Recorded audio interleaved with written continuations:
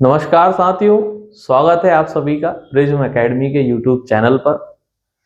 मैं लोकेन सिंह ठाकुर स्वागत करता हूं आपका एमपीपीएससी मेंटरशिप प्रोग्राम में।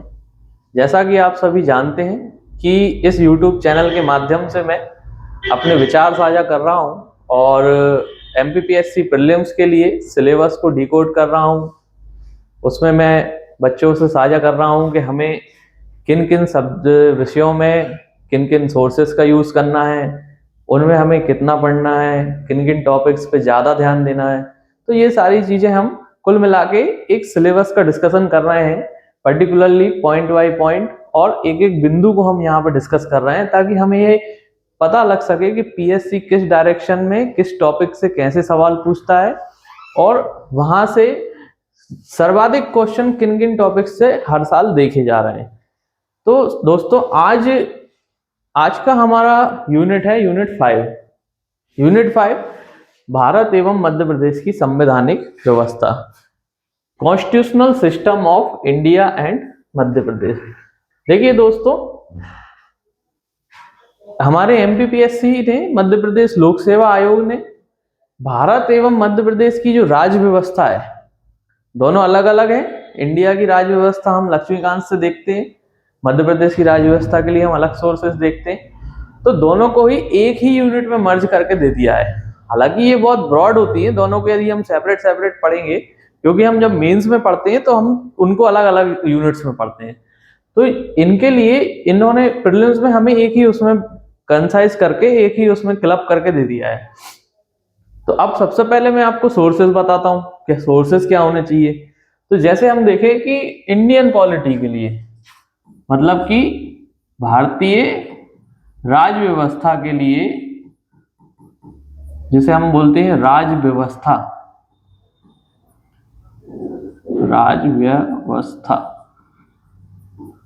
राज्य व्यवस्था के लिए, इंडियन पॉलिटी के लिए यूपीएससी की बाइबल कही जाने वाली, या सिविल सर्विसेज एस्पिरेंट जब तैयारी चालू करते हैं तो वो सबसे पहले अधिकांशतः यही बुक खरीदते हैं, जिसे हम एम लक्ष्मीकांत के नाम से जानते हैं।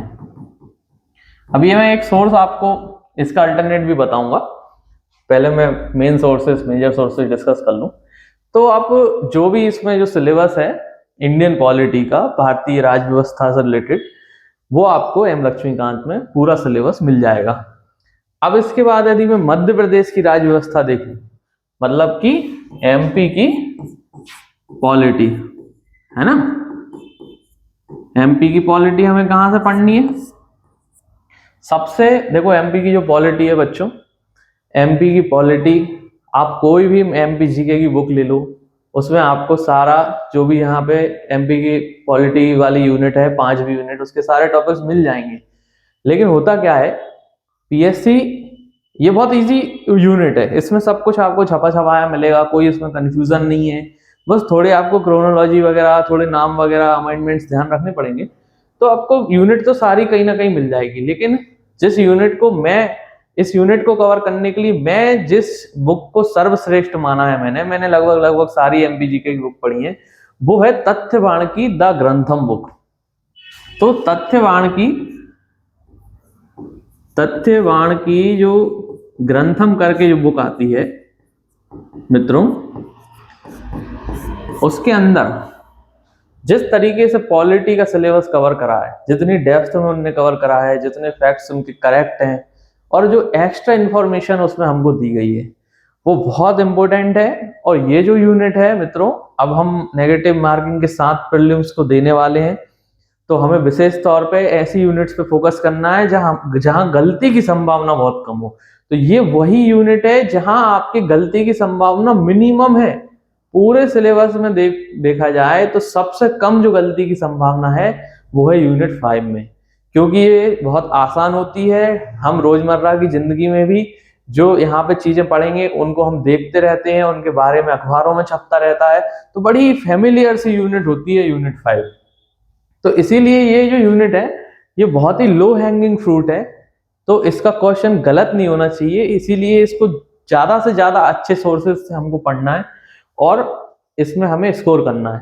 अब देखो, तथ्यवाण की जो ग्रंथम है ना, अब जैसे ये मध्य प्रदेश में त्रिस्तरीय पंचायती राज एवं नगरीय प्रशासन व्यवस्था, ये जो पॉइंट है एमपी जीके की दूसरी बुक्स में आपको उतने अच्छे से नहीं मिलेगा, जो आपको ग्रंथम में बहुत डिटेल में मिलेगा। क्योंकि एमपी में हम जो लोकल गवर्नमेंट देख रहे हैं, जो पंचायती राज सिस्टम देख रहे हैं, पहले जब एमपीपीएससी का सिलेबस हुआ करता था उसमें पंचायती राज सिस्टम अलग से ही आता था, अलग से पूछा जाता था। लेकिन अब इनने हमारे पॉलिटी वाले सेक्शन में इसको ऐड कर दिया है और इसमें से डिटेल्ड क्वेश्चन, कुछ अच्छे क्वेश्चन निकाल के पूछे जाते हैं। समटाइम्स दे में भी इजी, समटाइम्स आपको ऐसा लगेगा कि बहुत ही सरल पूछ लिया, लेकिन कभी कभी थोड़े से टफ क्वेश्चंस भी इस टॉपिक से पूछ लेते हैं, इसीलिए हमें उसे अच्छे सोर्स से कवर करना है। इसके बाद आप जो हमारी फेवरेट बुक है एमपीजीके की, क्या कहते हैं उसको, परीक्षा धाम में भी ये पूरा सिलेबस मिल जाएगा आपको, तथ्यबाण में भी मिल जाएगा आपको, वर्णवाल की बुक में भी मिल जाएगा एमपीजीके की, महावीर पब्लिकेशन में भी आपको मिल जाएगा। आप जो पब्लिकेशन लेना चाहें सब में इसका सिलेबस मिल जाएगा। बस मैं वही सोर्सेस आपको बता रहा हूँ जो सोर्सेस मैंने फॉलो किए और जिनसे मैंने रिजल्ट प्राप्त किया। हाँ बच्चों, आपको मैं ये तो बताना भूल ही गया कि ये जो स्ट्रेटजी मैं आपको बता रहा हूँ, जो सोर्सेस की ऑथेंटिसिटी मैं आपको दे रहा हूँ, इसका आधार क्या है? आधार ये है मित्रों कि जब से सिलेबस चेंज हुआ है, थोड़ा पैटर्न पीएससी ने बदला है, तब से 2024 और 2025 दोनों ही प्रीलिम्स मैंने क्वालिफाई किए हैं और मैंने अपनी एक सटीक रणनीति बनाई, उसमें स्मार्ट वर्क के साथ मैंने हार्ड वर्क को मिक्स किया और परिणाम आपके सामने है। मैंने इन्हीं सोर्सेस को पढ़ के प्रीलिम्स 2 बार क्वालिफाई किया है, लगातार मैं 2 बार से मेंस के लिए अपियर हो रहा हूँ। तो ठीक है दोस्तों, तो ये तो हमारे सोर्सेस की बात हो गई। ठीक है, अब जैसे इंडियन पॉलिटी है, लेक्चर थोड़ा स्लो जा रहा है, आज मेरी तबीयत थोड़ी सी ठीक नहीं है दोस्तों। तो इंडियन पॉलिटी की जो हमारी बात हो गई, आप बोलोगे कि भैया अब थोड़ा सा टाइम बचा है, नए बच्चों की बात कर रहा हूँ, पुराने बच्चों ने तो खैर पढ़ा ही होगा, 1-2 बार ये यूनिट कई बार पढ़ लेते हो कि थोड़ा सा टाइम बचा है, हम लक्ष्मीकांत देखें तो इतनी मोटी बुक आती है, उसको हम कैसे पढ़ेंगे? तो लक्ष्मीकांत की बुक का एक अल्टरनेट है, मैं आपको बता रहा हूँ, हिंदी मीडियम इंग्लिश मीडियम दोनों में। मैं आपको इसकी लिंक दे दूंगा, हमारे कमेंट बॉक्स में मैं इसकी लिंक पिन करा दूंगा कि ओनली पीडब्ल्यू ओनली आईएएस की उड़ान करके मैगजीन आती है। हालांकि ये यूपीएससी के लिए आती है, अभी जैसे यूपीएससी 2026 वाले के लिए रिलीज करेंगे, ये पूरी अपडेटेड रहती हैं, है ना। इंडियन पॉलिटी नाम से आती है, भारतीय राज्य व्यवस्था, है ना, इस नाम से आती है। इनकी मैं लिंक दे दूंगा आपको, हिंदी मीडियम में भी है इंग्लिश मीडियम में भी है। मुश्किल से मुश्किल 100 पेज की ये कॉपी रहती होगी, short and crisp notes format में रहती है। आप पढ़ो, आपको सारे टॉपिक्स बहुत अच्छे से मिल जाएंगे।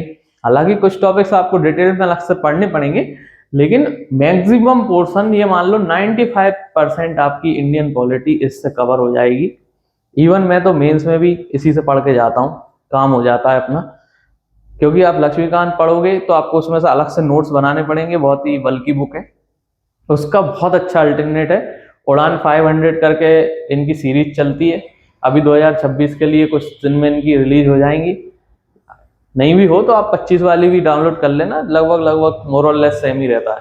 तो ये आप प्रेफर करना, इसको आप यूज करके देखना, तो आपको यहाँ से अच्छे इंसाइट्स मिलेंगे। ये आपके लिए मतलब अभी जैसे एग्जाम आने वाला है तो आपको बहुत ही कारगर साबित होगी ये बुक, कि आपको ऐसा भी नहीं लगेगा कि हमको बहुत ज्यादा पढ़ना है, और आपको ऐसा भी नहीं लगेगा कि समय बहुत ज्यादा हमने दे दिया, क्योंकि लक्ष्मीकांत कोई भी फ्रेशर बच्चा उठाएगा तो उसका सर दर्द होने लगेगा। ठीक है दोस्तों, तो अब हम डिस्कस करते हैं कि अब हमें किन किन टॉपिक्स पर ध्यान देना है। सबसे पहले आप देख रहे हो, सबसे पहले मैं आपको पहले ही बता चुका हूं कि बहुत ही लो हैंगिंग फ्रूट है, आप आराम से इसमें से बहुत अच्छा गेन कर सकते हो। तो पहले ही टॉपिक देखो आप, ये संविधान सभा। पीएससी में एक बात हमें याद रखना है, कॉन्स्टिट्यूएंट असेंबली। पीएससी ने हमें जो सिलेबस में एकदम से लिख के दे दी जो भी लाइन, जिसमें कोई इधर उधर की बात नहीं हो रही है, उन्होंने लिख दिया संविधान सभा।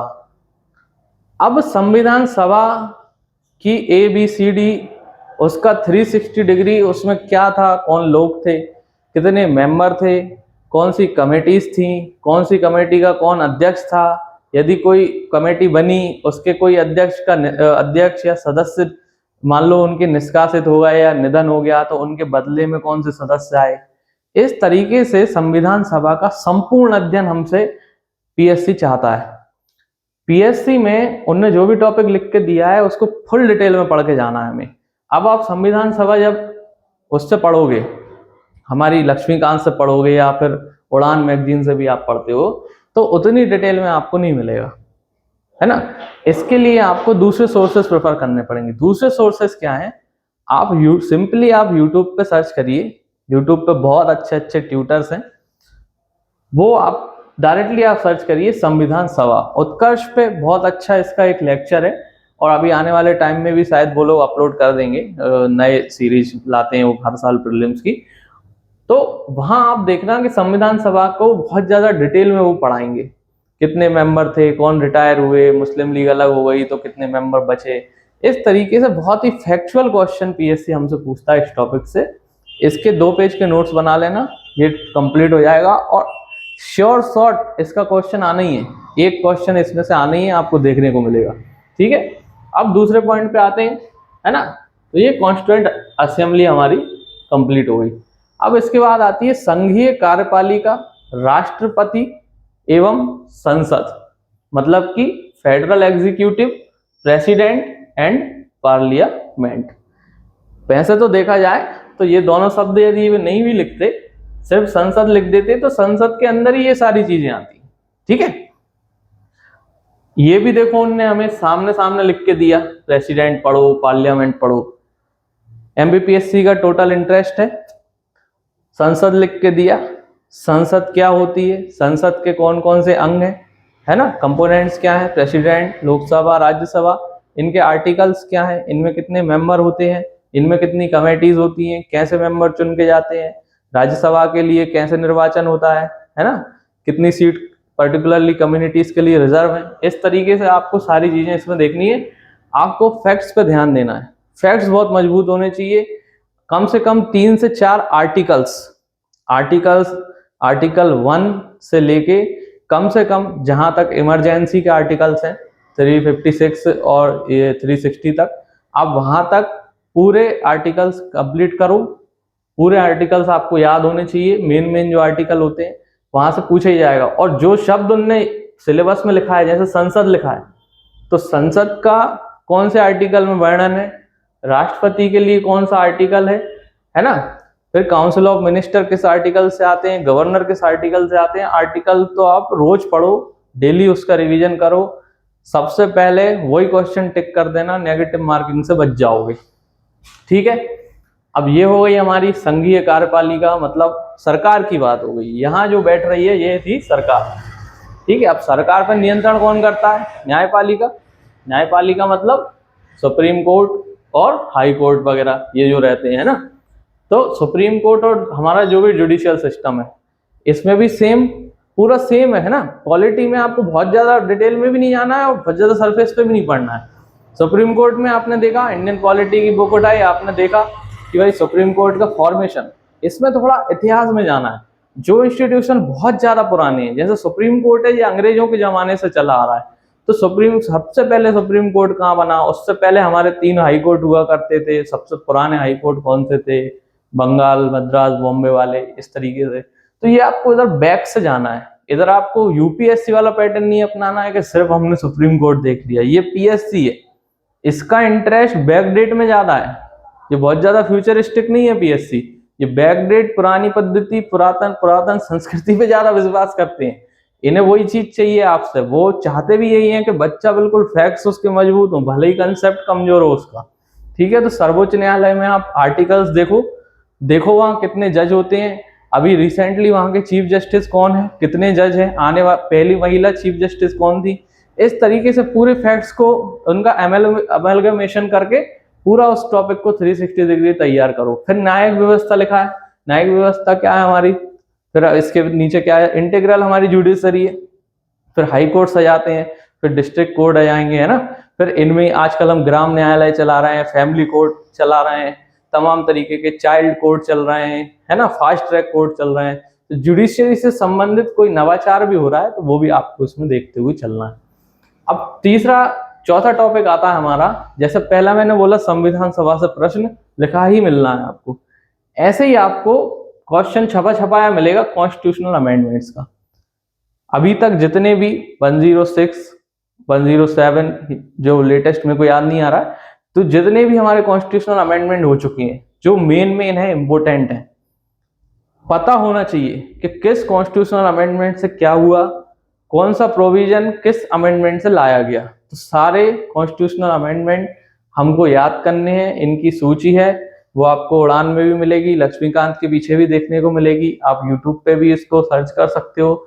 तो जितने भी संविधान संशोधन हुए हैं, जैसे 91st कॉन्स्टिट्यूशनल अमेंडमेंट एक्ट, इसके द्वारा हमारे काउंसिल ऑफ मिनिस्टर्स की स्ट्रेंथ तय की गई, तो भाई कितने काउंसिल ऑफ मिनिस्टर्स हो सकते हैं। 42nd कॉन्स्टिट्यूशनल अमेंडमेंट एक्ट जिसे मिनी कॉन्स्टिट्यूशन कहा जाता है, फिर 44th आया, ऐसे करके 86 कॉन्स्टिट्यूशनल अमेंडमेंट एक्ट जिससे हमने राइट टू एजुकेशन, ये सारी चीजें चालू की। तो किस कॉन्स्टिट्यूशनल अमेंडमेंट एक्ट से क्या प्रोविजन बना, वो ऐसा भी पूछ सकते हैं, पहले आपको प्रोविजन लिख के दे देंगे, पूछ लेंगे कि ये किस एक्ट से बना, ठीक है, या फिर आपको बोल देंगे कि एक्ट दे देंगे कि 96th या फिर 25th कॉन्स्टिट्यूशनल अमेंडमेंट एक्ट से क्या हुआ, क्या परिवर्तन हमारे कॉन्स्टिट्यूशनल सिस्टम में आया। तो ये बहुत इंपॉर्टेंट होते हैं।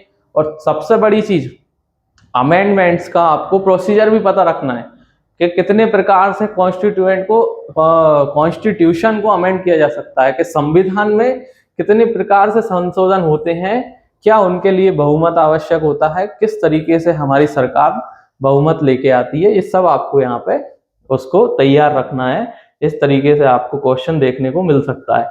और हाँ, इसमें से आपको क्वेश्चन दो प्रकार से देखने को मिलेगा, एक तो सिंपल ही आपको वन लाइनर क्वेश्चन देखने को मिल सकता है, दूसरा यहाँ से ज्यादातर संभावना अब जो बन रही है, अब जिस तरीके से पीएससी थोड़ा सा यूपीएससी को टच करने का प्रयास कर रहा है, यूपीएससी का पैटर्न अपना रहा है, उतना स्टैंडर्ड नहीं बढ़ा रहा है लेकिन पैटर्न अपना रहा है। तो स्टेटमेंट बेस्ड क्वेश्चन यहाँ पे कथन और निष्कर्ष टाइप के क्वेश्चन आपको देखने को मिलेंगे, वो आपको संवैधानिक संशोधन वाले एरिया से देखने को मिल सकते हैं। अब इसके बाद हमारा दूसरा टॉपिक है नागरिकों के मौलिक अधिकार, कर्तव्य एवं राज्य के नीति निर्देशक तत्व, fundamental right, duties, directive principles, ठीक है, ये डीपीएसपी जिन्हें हम बोलते हैं। तो ये तो बच्चों वाली बात हो गई, ये मेरे को बताने की जरूरत नहीं है आपको। आप जब कॉन्स्टिट्यूशन पढ़ना चालू करोगे, आप जैसे ही आर्टिकल 12 के आगे बढ़ोगे, फंडामेंटल राइट्स देखने को आपको मिल जाएंगे। आर्टिकल 36 से आगे बढ़ोगे तो आपको डीपीएसपी देखने को मिल जाएंगी। आर्टिकल 51A में आपको कर्तव्य देखने को मिल जाएंगे। चूंकि वही मैं बात दोहरा रहा हूँ, जो उन्होंने लिख के दे दिया है सामने, बिल्कुल स्पष्ट हमें दिख रहा है, आंखों के सामने ही है कि मौलिक अधिकार पीएससी ने दिया है सिलेबस में, तो मौलिक अधिकार संपूर्ण रूप से हमें पता होना चाहिए, सारे मौलिक अधिकार पता होना चाहिए। उन मौलिक अधिकारों में हमने कौन सा संशोधन किया है ये पता होना चाहिए। उनसे संबंधित कोई बड़ा केस है, जैसे अब मैं आपको एक क्वेश्चन देता हूँ कि केशवानंद भारती वाला जो केस था 1973 का, उससे हमारे मौलिक अधिकारों पर क्या प्रभाव पड़ा, वो हम क्यों लेके आए थे, ठीक है। तो उस तरीके के जो बड़े बड़े लैंडमार्क जजमेंट्स हैं, तो मेनली फंडामेंटल राइट्स के वायलेशन के खिलाफ ही इतने बड़े बड़े जजमेंट्स आए थे, तो उनको हमको देखना है। फिर कर्तव्य हैं, तो ये किस अमेंडमेंट से डाले गए, फिर नीति निर्देशक तत्व हैं, इनका क्या रोल है, ये हमने क्यों रखा है इनको कॉन्स्टिट्यूशन में। तो इस तरीके से थोड़ा कंसेप्चुअल भी इनको देखना है, फैक्ट भी देखना है, कंसेप्ट देखना है, ठीक है। अब इसके बाद पहले जो दोस्तों 2024 से पहले एक यूनिट चलती थी हमारे इसमें एमपीपीएससी में, वो थी आयोग वाली यूनिट, जो बहुत ही सरल थी, जो हमारे 2020 से 24 तक 10-15 आयोग उनने हमें डायरेक्टली लिख के दे रखे थे। तो उन आयोग की हमें स्टडी करनी रहती थी, उनका स्ट्रक्चर, उनका अध्यक्ष कौन है, कितने सदस्य रहते हैं, उनके कर्तव्य क्या हैं और कौन से एक्ट से वो बने। तो इस तरीके से अब उनने क्या करा कि वो पूरी 10वीं जो यूनिट हुआ करती थी एमपीपीएससी के सिलेबस में 2020 से 24 तक, 2020 से 23 तक, तो उसको पूरा एक ही लाइन में दे दिया। समझ रहे हो आप, पीएससी सिलेबस कम नहीं कर रहा है, पीएससी सिलेबस बढ़ा रहा है। तो एक ही लाइन में अब ये यूनिट 10 आ गई है आपकी पुरानी वाली। अब जो यूनिट 10 में हम पढ़ते हैं जनजातियां, उस समय यूनिट 10 में हम ये इसके 10-15 आयोग पढ़ते थे। तो जितने भी राष्ट्रीय आयोग हैं, अब इसका तरीका मैं बता रहा हूँ। पहले आयोग उन्होंने लिख के दिए थे सिलेबस में, तो आप पुराना सिलेबस डाउनलोड करना, ये यूट्यूब पे या गूगल पे मिल जाएगा आपको। वहां आप देखना कि इसमें उन्होंने कौन कौन से आयोगों में लिख के दिए हुए थे। तो जो आयोग उन्होंने लिख के दिए हुए थे वो तो पूरे अच्छे से तैयार कर लेना, और उनके आसपास कोई नया आयोग बना हो इस तरीके से आपको पूरा तैयार करना है। उसमें मेनली देखना है आपको कि कोई नए अध्यक्ष बने हो, वो पहले अध्यक्ष कौन थे, सर्वाधिक कार्यकाल वाले अध्यक्ष कौन से थे, अध्यक्ष वगैरह है इनका कार्यकाल कितना होता है, सदस्य का कार्यकाल कितना होता है, कितने न्यायिक सदस्य होते हैं। मान लो जैसे एनएचआरसी है तो उसमें कितने, नेशनल ह्यूमन राइट कमीशन का अध्यक्ष कौन बनता है, सुप्रीम कोर्ट का जज बनेगा कि हाई कोर्ट का जज बनेगा, किस तरीके से इनमें अलग अलग कमेटियां होती हैं, इनके कर्तव्य क्या हैं। इस तरीके से आपको आयोग की स्टडी करनी है। तो जैसे मेन आयोग हैं एनएचआरसी, महिला आयोग, मानवाधिकार आयोग, बाल अधिकार संरक्षण आयोग, इस तरीके से आपको जितने भी आयोग हैं राष्ट्रीय स्तर के और उसके ही समतुल्य होते हैं मध्य प्रदेश स्तर के सारे आयोग, पिछड़ा वर्ग से लेके सारे आयोग आपको मध्य प्रदेश स्तर के पढ़ने हैं, खाद्य आयोग वगैरह। ठीक है, तो संवैधानिक और सांविधिक दोनों। ठीक है, अब ये क्वेश्चन मैं आपसे पूछ रहा हूँ कि संवैधानिक और सांविधिक में क्या अंतर है, किसी को आता हो तो आप कमेंट करके मेरे को बताना। ठीक है, अब इसके बाद हमारी यहाँ से डिवीजन आता है हमारे सिलेबस में, ये चालू हो जाती है हमारी मध्य प्रदेश की पॉलिटी, है ना। अब मध्य प्रदेश की संवैधानिक व्यवस्था, उसमें राज्यपाल, मंत्रिमंडल, विधानसभा, न्यायालय। अब देखो जब आप संघीय कार्यपालिका पढ़ोगे, है ना, तो इसमें सिर्फ आपको इंडिया लेवल पर नहीं पढ़ना है, इसमें आपको स्टेट के आर्टिकल्स भी देखने हैं। आपको देखने हैं कि स्टेट की कॉन्स्टिट्यूएंट असेंबली कौन से आर्टिकल से बनती है, चीफ मिनिस्टर का उल्लेख कहाँ पे किया गया है, चीफ मिनिस्टर का आर्टिकल कौन सा है, क्या व्यवस्था है हमारी, है ना, क्या संघीय प्रणाली है, कैसे राज्य में हमारी राज्य व्यवस्था चलती है, राज्य में क्या स्ट्रक्चर होता है, विधानसभा, विधान परिषद, कितनी सीट्स होती हैं अलग अलग राज्यों में। ठीक है, तो ये आपको वहां स्टडी करना है। फिर जब मध्य प्रदेश का पढ़ोगे तो अब आपको यहाँ आपके लिए थोड़ा सा चैलेंज हो जाएगा, आपको राज्यपाल का, पहली बात आप राज्यपाल वहीं पढ़ के आ जाओगे संघीय कार्यपालिका में, जो आपको उसका स्टैटिक फीचर है कि उसका आर्टिकल क्या है, राज्यपाल के कर्तव्य क्या है, उसकी शक्तियां क्या है, उसको अपॉइंट कौन करता है, ये सब आप वहां पढ़ के जाओगे। अब आपको यहाँ देखना है, आपको रिवाइज करना है वो सब आर्टिकल्स वगैरह, लेकिन आपको देखना है मध्य प्रदेश के पहले राज्यपाल कौन रहे, दूसरे कौन रहे, दूसरे, तीसरे, चौथे, पांचवे तक तो आपको याद ही होना चाहिए सूची, है ना, क्रोनोलॉजी में दे देता है अरेंज करने पीएससी। इसके बाद उनका कार्यकाल, सबसे लंबा कार्यकाल किस राज्यपाल का रहा, सबसे छोटा किसका रहा, किस राज्यपाल के समय इमरजेंसी लगाई गई, किस राज्यपाल के समय राष्ट्रपति शासन लगाया गया। इस तरीके के क्वेश्चन आपसे पीएससी पूछेगा। अब इसके बाद मंत्रिमंडल आ जाता है, तो मंत्रिमंडल में विशेष कुछ नहीं, इनके मेन आर्टिकल्स देखना आप, और वर्तमान मंत्रिमंडल देख लेना आप कि अभी कौन सा मंत्रालय किस मंत्री के अंडर में आ रहा है। फिर विधानसभा आ गया, विधानसभा की स्टैटिक स्टडी हम वहां करके आएंगे, विधानसभा के सारे आर्टिकल्स हमें याद रखने हैं। फिर इसके बाद अब विधानसभा में आपको 4-5 चीजें देखनी पड़ेंगी। विधानसभा का अध्यक्ष, पहली विधानसभा से लेके अभी तक के अध्यक्ष जो हैं उनकी सूची आपको देखनी पड़ेगी। तो शुरू के टॉप 3 अध्यक्ष आप याद करना, और अभी का वर्तमान 2-3 अध्यक्ष लेटेस्ट, पिछली लोकसभा, पिछली विधानसभा और अभी की विधानसभा का आप याद रखना।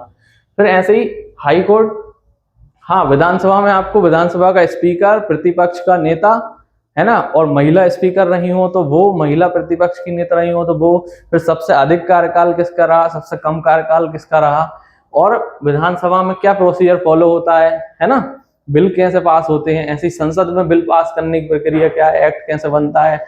फिर गवर्नर की क्या शक्तियां हैं, राज्य में कोई भी बिल हम गवर्नर के पास भेजते हैं तो उसके पास क्या क्या अधिकार हैं, वो राष्ट्रपति के लिए कैसे उसको संरक्षित कर सकता है, या जब राष्ट्रपति उसको लौटाते हैं तो क्या उसमें गवर्नर का कोई रोल रहता है कि नहीं रहता। इस तरीके से इसके क्वेश्चंस हमको तैयार करने हैं।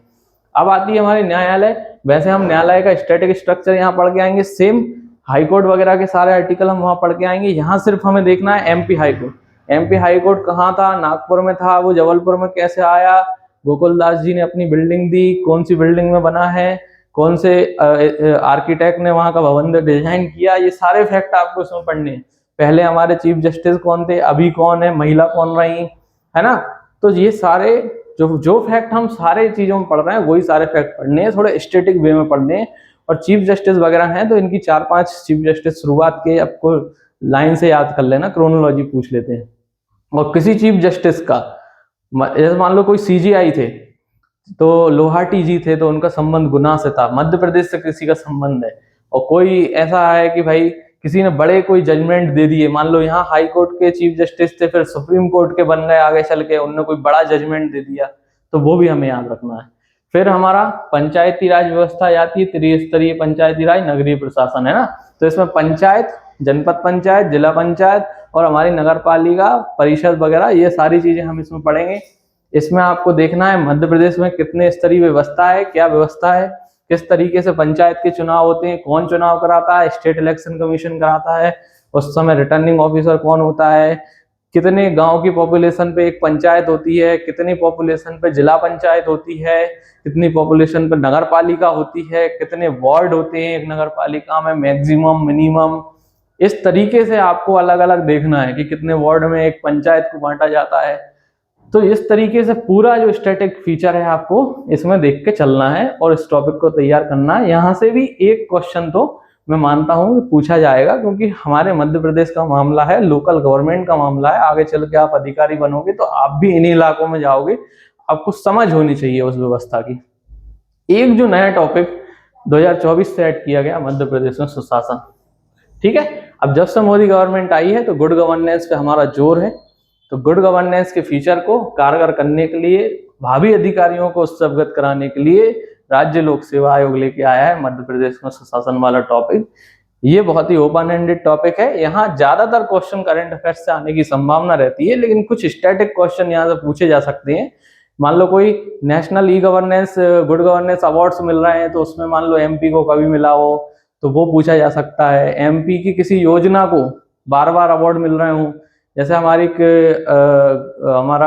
कृषि अवार्ड है मध्य प्रदेश को, कृषि कर्मठ अवार्ड हमें 6-7 बार मिला है, तो पहली बार कब मिला था, अभी लास्ट टाइम कब मिला था। ये हमें इस तरीके की चीजें जिनमें मध्य प्रदेश का नाम हुआ, जिन योजनाओं से मध्य प्रदेश का देश में नाम हुआ, जो योजनाएं बहुत अच्छे तरीके से लागू हो रही है मध्य प्रदेश में, और जो व्यवस्थाएं हम इसमें फॉलो कर रहे हैं, जैसे मान लो ई ऑफिस, ई विधानसभा, अभी हमारा ई टेक्नोलॉजी पे हमारा ज्यादा फोकस है, पेपरलेस हमने विधानसभा कर दी है, पेपरलेस वल्लभ भवन कर दिया है। तो यहाँ हम कोई सा ऐप है, मान लो दर्पण ऐप कौन सा विभाग यूज कर रहा है ना, पंचायती राज विभाग कर रहा है या हमारा पोस्ट ऑफिस वाला विभाग कर रहा है, कौन सा विभाग यूज कर रहा है। तो इस तरीके से ऐप हुए, योजनाएं हुई, कोई नई घोषणा हुई, है ना, हमने कोई कार्यालय बना दिया, मान लो 4-5 चीजों के लिए एक साथ ही सिंगल विंडो सिस्टम बना दिया। इस तरीके से सुशासन को स्टडी करना है। जैसे हमारे भोपाल में अटल बिहारी वाजपेयी इंस्टीट्यूट है सुशासन के लिए, उसकी स्थापना कब हुई, है ना, उसके डायरेक्टर कौन है। इस तरीके से इस टॉपिक को स्टडी करना है। ये थोड़ा सा इसमें ज्यादा आपको कुछ चीजें देखनी पड़ेंगी, ये करंट अफेयर्स में आपको मिल जाएगा। ये आप जब एग्जामपीडिया के करंट अफेयर्स की बुक यदि लेते हो उसमें आपको ये टॉपिक वो कवर करके देते हैं, मध्य प्रदेश में सुशासन। या फिर आप तथ्यवान का भी जो एक अखबार टाइप मैगजीन आती है इनकी, जिसमें वो करंट अफेयर्स देते हैं, वहां भी आपको मिल जाएगा, और अपडेटेड तथ्यवान में भी आपको देखने मिल जाएगा। तो दोस्तों ये तो हमारा रहा डिस्कशन कि हमें पूरी यूनिट 5 को कैसे पढ़ना है, क्या पढ़ना है, किन किन टॉपिक्स पर ध्यान देना है। तो ये यूनिट 5 का आज का हमारा डिस्कशन कंप्लीट होता है। इसके पहले मैंने यूनिट 1, 2, 3, 4 और यूनिट 8 करंट अफेयर्स 5 वीडियोस में इससे पहले अपलोड कर चुका हूं हमारे चैनल पर। तो जो भी विद्यार्थी जिन्होंने अभी तक वो वीडियो नहीं देखे हैं तो एटलीस्ट आप एक बार जाके देखिए। ये वीडियो बनाने का मेरा पर्पस कोई इसलिए नहीं है कि ये हम कोई पॉपुलैरिटी स्टंट कर रहे हैं या फिर कोई हमें ज्यादा व्यूज की तमन्ना है। मैं तो बस ये चाहता हूँ एक बच्चा भी यदि इस स्ट्रेटजी को फॉलो करके अपना प्रीलिम्स क्वालिफाई कर लेता है तो वो मेरे लिए सफलता होगी इन वीडियोस को बनाने के पीछे। तो जो भी स्टूडेंट्स चाहते हैं कि भाई हमारा कम समय में स्मार्ट वर्क के साथ जल्द से जल्द हम प्रीलिम्स क्वालिफाई कर जाएं, क्योंकि प्रीलिम्स ही क्वालिफाई नहीं होता है एमपीपीएससी में, मेंस में इतनी कोई दिक्कत नहीं आती है, क्योंकि मेंस अब जब 1-2 बार आप लिख लेंगे तभी तो आपको पता चलेगा आपकी कमियां क्या है। यदि आप प्रीलिम्स में ही उलझे रहे, यही नहीं क्वालिफाई कर पाए, तो आप उस स्टेज तक पहुंच ही नहीं पाएंगे, उस सागर में उतर ही नहीं पाएंगे जहां से डिप्टी कलेक्टर बनने का रास्ता स्टार्ट होता है। ये तो सिर्फ एक स्क्रीनिंग है, ये तो एक छन्नी है प्रीलिम्स, जहां से छन के आप दूसरे इलाके में पहुंचते हो जहां असली जंग चालू होती है। तो जुड़े रहिए, आगे आने वाले समय में मैं और आपके लिए आने वाली यूनिट्स के वीडियोस लाता रहूँगा। पुराने वीडियोस देखिए, कमेंट करिए, जो आपका डाउट है आप कमेंट में छोड़िए, मैं उसको सॉल्व करूँगा। और जुड़े रहिए प्रिज्म एकेडमी के यूट्यूब चैनल के साथ। बहुत बहुत धन्यवाद।